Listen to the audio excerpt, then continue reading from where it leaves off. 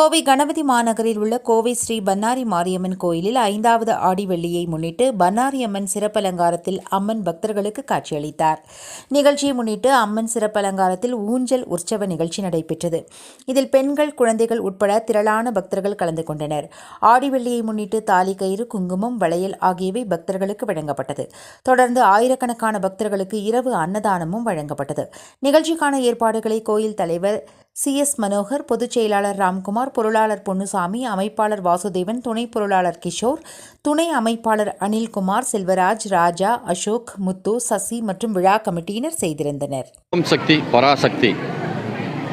கோவை கணபதி மாநகர் கோவை ஸ்ரீ பன்னாரி மாரியம்மன் திருக்கோவிலில் ஆடி மாதம் ஊஞ்சல் உற்சவமானது தொடர்ந்து 5வது வாரமாக சிறப்பாக பூஜைகள் செய்து அபிஷேகங்கள் செய்து இன்றைய தினம் சிறப்பு அலங்காரமாக கோவை ஸ்ரீ பன்னாரி மாரியம்மன் பக்தர்களுக்கு அருள்பாலித்து கொண்டுள்ளார்கள்.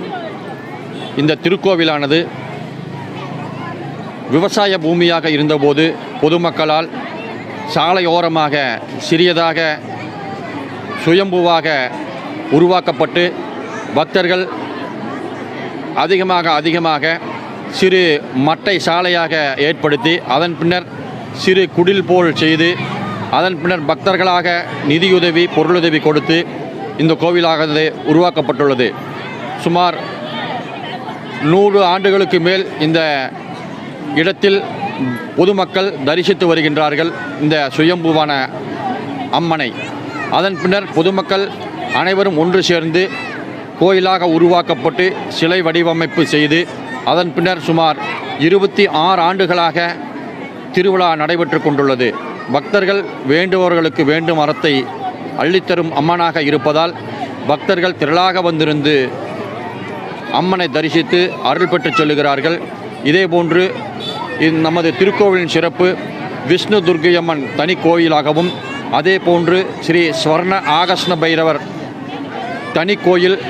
அதனுடைய சிறப்பு என்னவென்றால் கல்கோவிலாக கருங்கல்லால் உருவாக்கப்பட்ட இந்த கோவில் திண்டுக்கல் மாவட்டம் தாடிக்கொம்புக்கு அடுத்ததாக சிறப்பானதொரு உருவச்சிலை இங்குதான் அமையப்பட்டுள்ளது.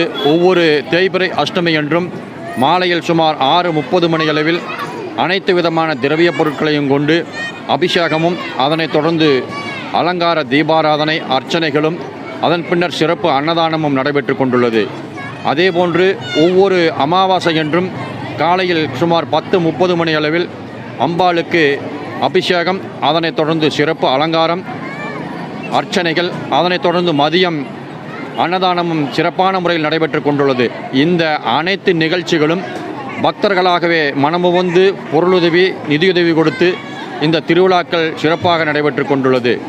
குறிப்பாக பக்தர்கள் மீண்டும் மீண்டும் வந்து கமிட்டியாரிடம் கூறுவது, அம்பாளை தரிசித்துவிட்டு சென்றால் நாங்கள் நினைத்தது நடைபெறுகிறது, மன அமைதி பெறுகிறது என்று அவர்களாகவே கூறி சொல்லுவதை நாங்கள் பெருமையோடு இந்த திருவிழா கமிட்டியினர் மனமுவந்து பாராட்டுகிறோம். அம்பாளை மீண்டும் மீண்டும் தரிசிக்க வருபவர்களை வருக வருக என வரவேற்கின்றோம்.